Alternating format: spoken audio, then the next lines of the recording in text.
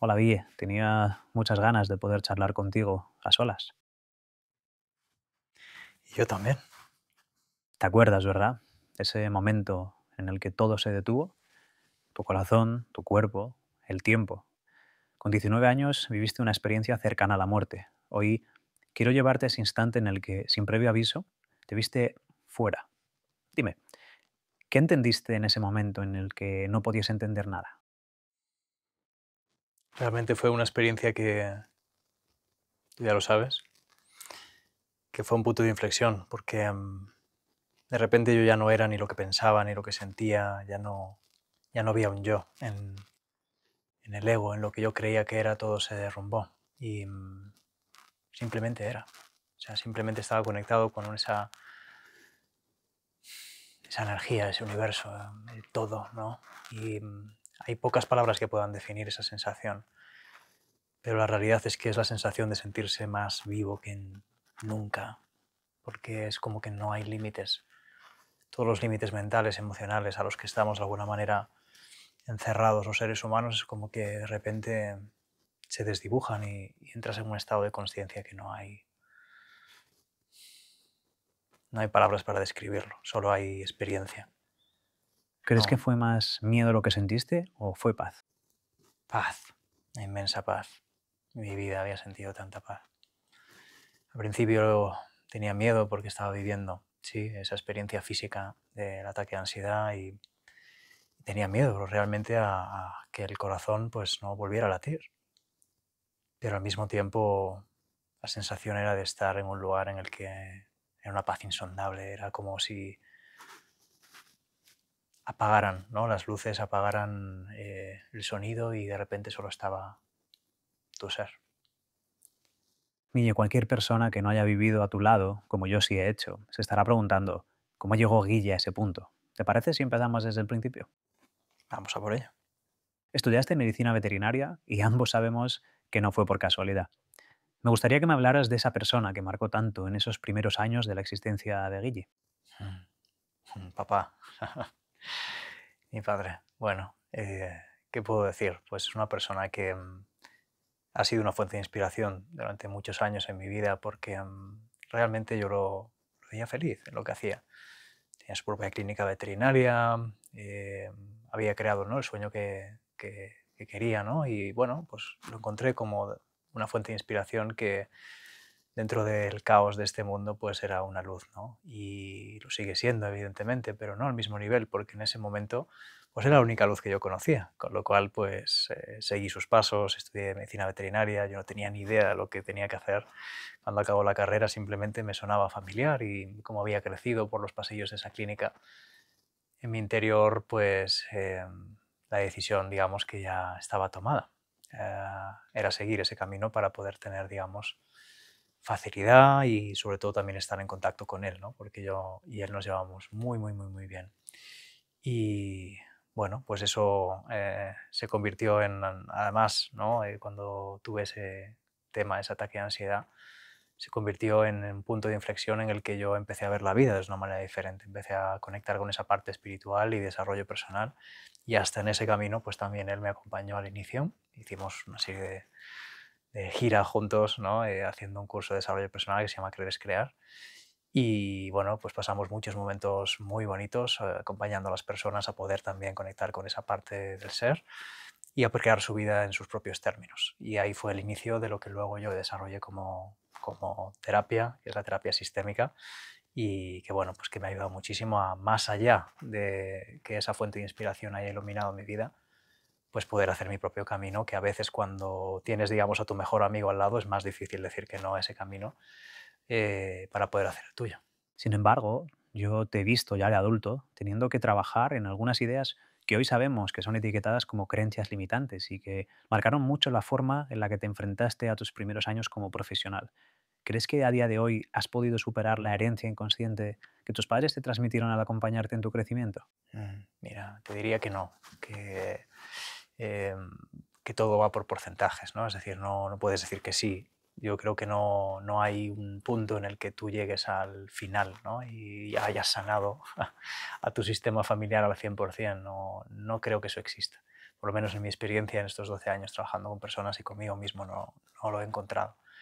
Lo que sí he encontrado es un camino que te hace cada vez estar más en paz y eso pues repercute en la calidad de vida que tienes, pero hoy en día mi respuesta es un no, no estamos aprendiendo. Yo considero que el niño interior que tenemos dentro está vivo principalmente porque se considera un aprendiz.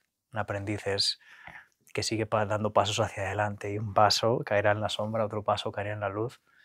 Y encontrar el equilibrio entre esos dos aspectos en la vida para mí es el punto en el que uno se siente vivo, porque si niegas uno de ellos, si tú te crees que ya sabes, pues vas a enfrentar una sombra muchísimo mayor.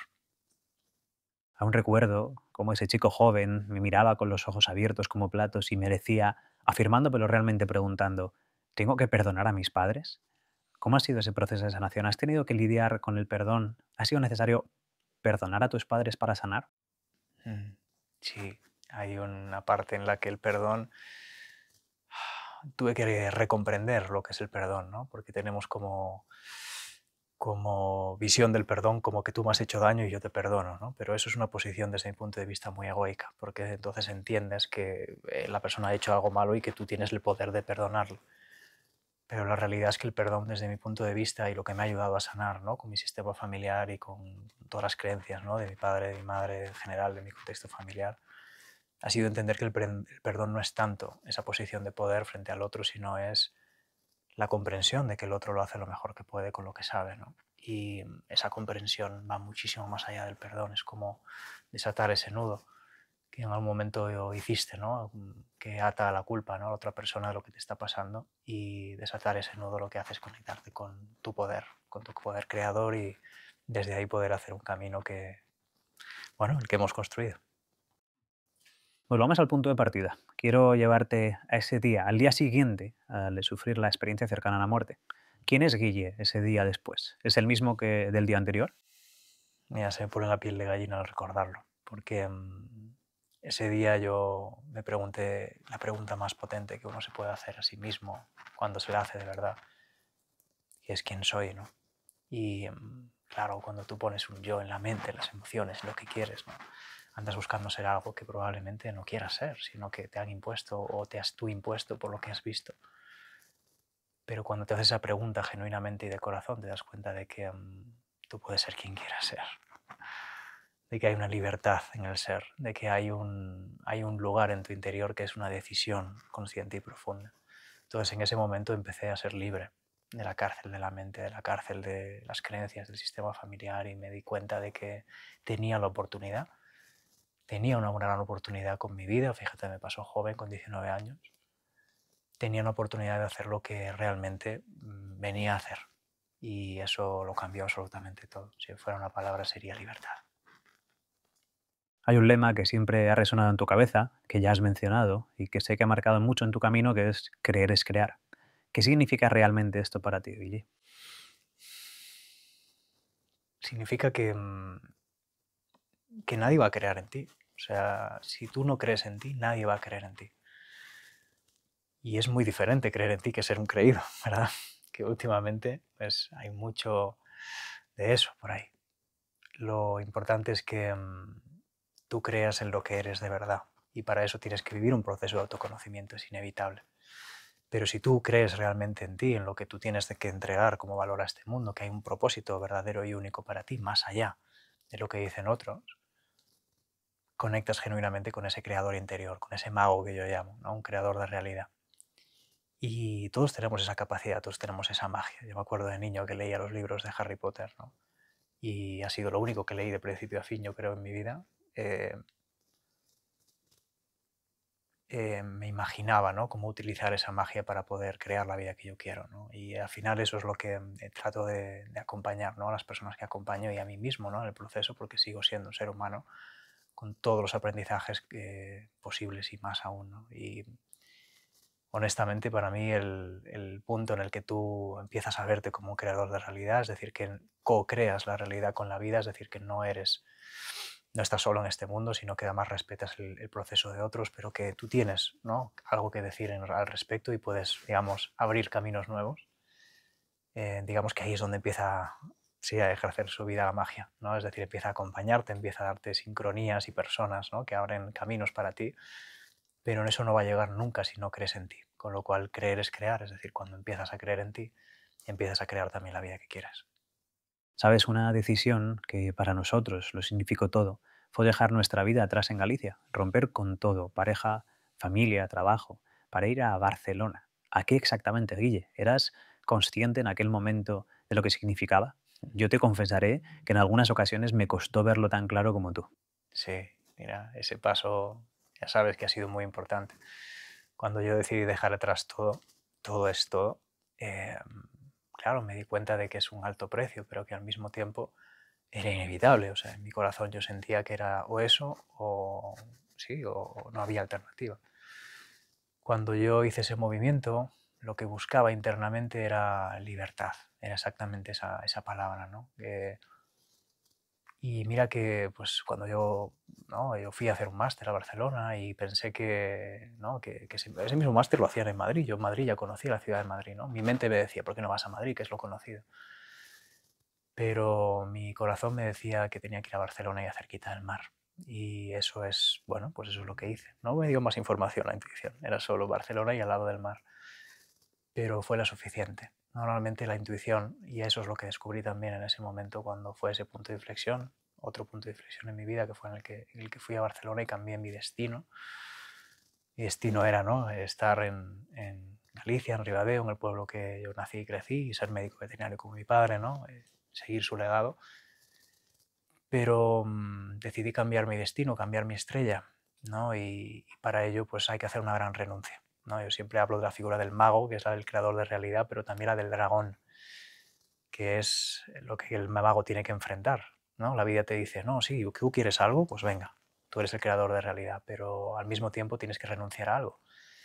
Me gusta mucho la frase que la vida que quieres te va a costar la que tienes. Pues a mí me costó mi vida antigua, pero al mismo tiempo me regaló los grandes regalos que hoy puedo decir que son pues, mi familia, el trabajo que más amo hacer y la libertad para poder pues, ser el dueño de mi vida más allá de todas las obligaciones y resistencias que evidentemente como humanos tenemos.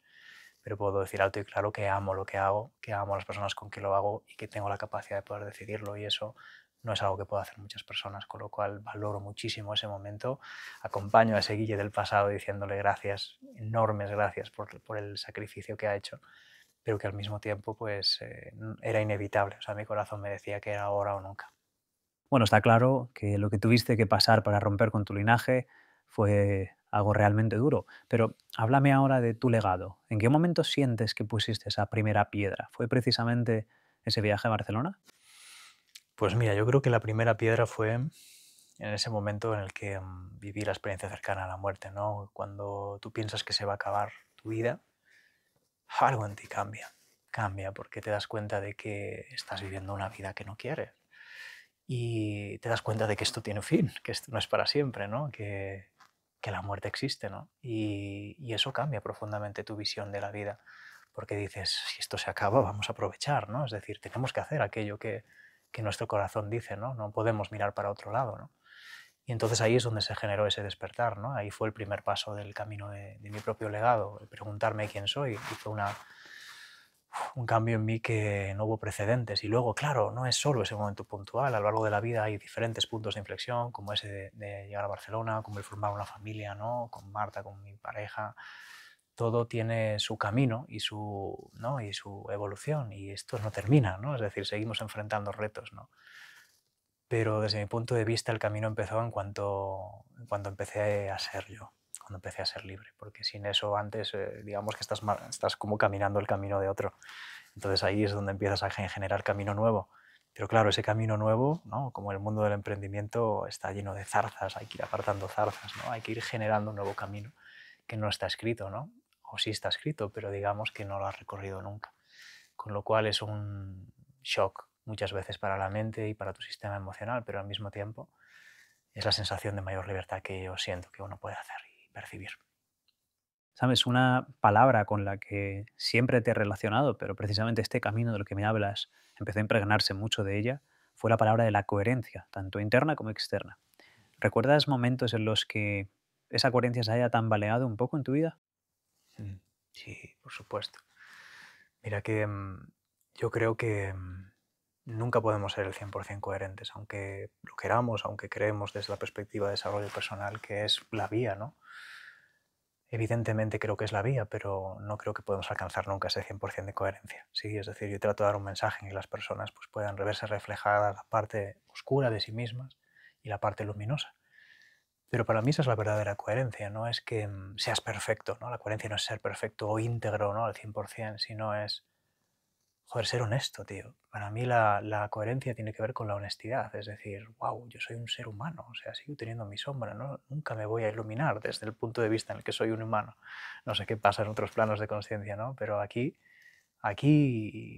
está dando este foco y está generando una sombra, ¿no? Pues tenemos sombra y hemos de ser consecuentes con ello.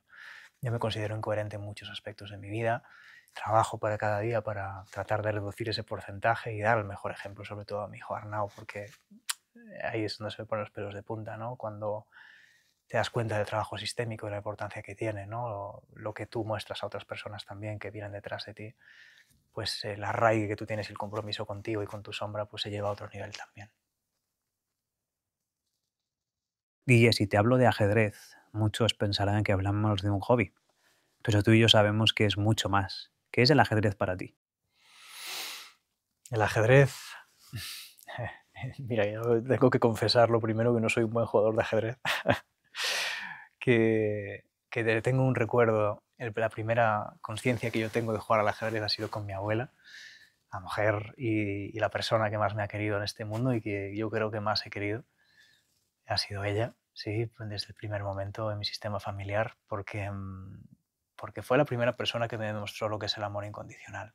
Y fíjate que me conecta el ajedrez con ella, porque cuando yo me fui a Barcelona, la única persona que me apoyó realmente, siento que fue ella, porque no tardó ni 2 minutos y eso que era una persona que yo compartía mucho con ella, ¿no? Es decir, me iba a comer casi cada día con ella porque trabajaba cerquita de su casa, acompañaba, ¿no? Al médico, a lo que, ¿no? Una persona mayor pues necesita. Y era su pilar allí, yo, ¿no? Y ella también para mí. Fíjate que cuando yo me fui y dejé también a todo detrás, pues también la dejé a ella. Y cuando yo le dije la idea de irme a hacer un máster a Barcelona, no tardó ni 2 minutos en decirme, vete, yo te lo pago. y es la persona que me demostró que el amor incondicional se demuestra, no se dice, sino se demuestra de verdad. Con lo cual el ajedrez a mí me conecta con ella también, en esencia, porque es una herramienta que te permite desarrollar la experiencia de la vida y enfrentar tu sombra. ¿Verdad que es una batalla, verdad? Entre la luz y la sombra, entre lo blanco y lo negro. Pues creo que esa batalla la estamos viendo todos en nuestro interior y cuando nosotros somos honestos con nosotros mismos nos damos cuenta de que para que para que el mago siga creando su realidad necesita enfrentar al dragón de vez en cuando. Y no existe la luz sin oscuridad, por lo menos en este plano, con lo cual al darle lugar al dragón le estamos dando lugar a una parte que si negamos lo que vamos a hacer es rechazarla y hacerla más grande. Esta herramienta que tantas alegrías te ha dado es hoy la herramienta que te acompaña en tu camino profesional. ¿Te apetece, Guille, que juguemos un momento al ajedrez sistémico juntos? Maravilloso. Cuéntame, ¿con qué figura del tablero te sientes más representado en este mismo instante? En este mismo instante, pues con el peón, porque es el niño interior, representa lo más genuino, verdadero y el aprendiz también, ¿no? Entonces aquí en esta silla considero que esta experiencia me está enseñando, que está siendo como un espejo, que me está mostrando una parte de mí que evidentemente tenía que revisar. Y la conexión con mi abuela pues me hace estar mucho en eso, ¿no? En la sensación de que tenemos que ser constantes aprendices, ¿no? Mi abuela representaría como la torre, ¿no? Que en el ajedrez sistémico pues representa la sabiduría, ¿no? Representa el camino ya hecho. Yo siempre me considero una persona que soy como una especie de viejo joven, que tengo como el alma de niño, pero también llevo a un abuelo en mi interior, ¿no? Y creo que al final la perspectiva de vida tiene que integrar ambas, no puedes negar una, ¿no? Ni la otra, ¿no? Tienes que integrar al niño, a ese niño interior, ¿no? Que aprende, que está en esa posición humilde, y lo mismo el sabio, ¿no? Pues hay sabiduría en ti, hay una maestría que también pues tienes que mostrar al mundo, ¿no? Cada uno tiene la suya y el hecho de descubrirla y poder mostrarla con tu virtud y tu verdad, pues hace que otros también se puedan inspirar de tu ejemplo ¿no? y aportar ese valor al mundo. Así que bueno, esa sería un poquito la figura con la que me identifico. Imagina que vas por la calle y te cruzas con ese Guillermo niño, con ese chaval de 5 añitos. Si pudieras regalarle una de las figuras, ¿cuál sería y por qué? Hmm. Pues mira, le regalaría el alfil, porque el alfil para mí es la representación de la disrupción, del pensamiento único, de la independencia, del irse por ese camino diagonal, ¿no? Hacia crear la vida que tú quieres, más allá del propio sistema. Es lo que representa la adolescencia, ¿no? Entonces, un niño, por mucho que viva, ¿no? En el conectado con el presente, pues va a tener llegar a un momento en el que se dé cuenta que ese presente lo que le está pidiendo es hacer su propio camino. Y muchos de nosotros, por agradar al sistema familiar, nos quedamos en ese niño y no en la parte positiva que tiene el niño, que evidentemente tiene partes maravillosas, ¿no? La ilusión, el aprendizaje, sino, digamos, en la parte oscura del niño, que es en, digamos, no hacerse responsable, ¿no? De la vida, de lo que toca. Y, digamos, muchas veces nos quedamos ahí, ¿no? Y no vivimos una adolescencia al 100%, al 100%, ¿no? Entonces yo creo que me pasó un poco eso, ¿no? Es decir, hay unas partes de mi sistema familiar que las sentía tan cómodas que me costaba, ¿sí? Salir hacia afuera y hacer mi propio camino. Y considero que lo hice, bueno, en el momento en el que tenía que ser, pero desde mi punto de vista, si yo hubiera tenido esa conciencia de la importancia que tiene, ¿no? Pues quizás lo hubiera hecho antes, así que le regalaría un alfil. Precisamente, junto con Marta, tu compañera de vida, habéis traído a este mundo a Arnau, vuestro pequeñín, uno de tus mayores tesoros, yo lo sé. Guille, ¿cómo te gustaría que Arnau viera la herramienta del ajedrez sistémico en unos años? Me gustaría que la tirara a la basura si quiere, ¿sabes? Es decir, que lo importante es que más allá de lo que yo haya hecho, de donde llega la herramienta, que de verdad quiero que llegue a mucha gente para que pueda, ¿verdad? Hacer un salto como el que yo hice. Y esa es mi ilusión y mi deseo y siento que es mi legado y mi propósito en la vida. Pero por Dios, lo que deseo de corazón es que él sea libre para poder hacer su propio camino y que juegue o no al ajedrez o lo utilice de la manera en la que yo lo hago. Me da igual, o sea, lo importante es que él encuentre su manera de ser único en este mundo, que cada día se levante, ¿no? De la cama diciendo, estoy haciendo mi propio camino, ¿no? Más allá del que me han enseñado. Y, hostia, esa es mi máxima ilusión. Algo que muchas veces nos hemos visto tú y yo reflexionando y que a mí me ha sorprendido es la cantidad de veces que me dices, aprendo mucho de él, de Arnau, de mi niño. ¿Qué es lo que más te gusta recordar de esos aprendizajes que él te da? Yo creo que es la capacidad de, Dios, de jugar, la capacidad de jugar. Se nos olvida cuando nos hacemos adultos el conectar genuinamente con lo que está pasando y encontrar ese punto de juego, ese punto de disfrute, ¿no? De lo que está pasando. Los niños son personitas, ¿no? Muy polares, ¿no? Se van de un extremo a otro fácilmente, pero creo que eso es una virtud, no es el adulto lo ve como algo negativo, pero es una virtud, porque cuánto tarda el adulto, ¿no? Cuando está triste en ponerse contento, ¿no? El niño tarda un solo segundo en cambiar, ¿no? El adulto tarda mucho más porque hay ese resentimiento, ¿no? Que generamos a veces hacia las personas que nos acompañan, hay ¿no? Ese enganche mental a lo que está pasando. Los niños, al no tener tan desarrollada esa parte mental, lo que hacen es estar en la experiencia, en el presente. Entonces, es mi gran maestro Arnau en ese sentido del presente, del juego, del disfrute, ¿no? Y del continuamente estar en esa posición de aprendiz, ¿no? Es decir, qué puedo aprender, qué puedo hacer, qué puedo tocar. Yo creo que en el momento en el que nosotros perdemos eso, perdemos esa luz en la mirada y con esa luz en la mirada que yo cuando cierro los ojos la veo en él, veo al espejo más bonito que yo me puedo imaginar.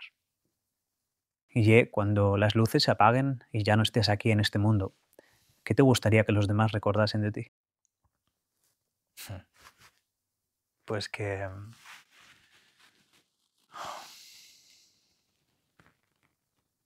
existe más allá de la sombra, existe una luz única en cada uno de nosotros.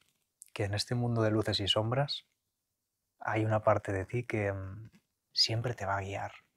Siempre te va a guiar. O sea, puede estar en el momento más difícil de tu vida, pero esa perspectiva va a estar ahí. Puedes llamarle Dios, puedes llamarle perspectiva espiritual, puedes llamarle lo que te quieras, consciencia, intuición.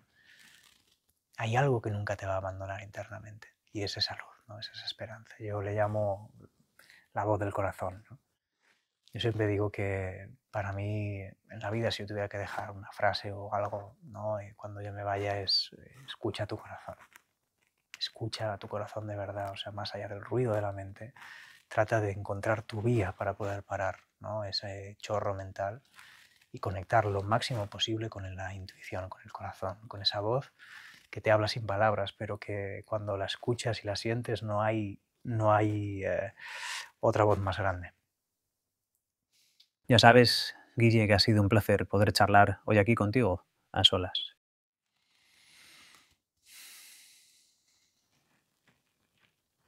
Lo mismo digo.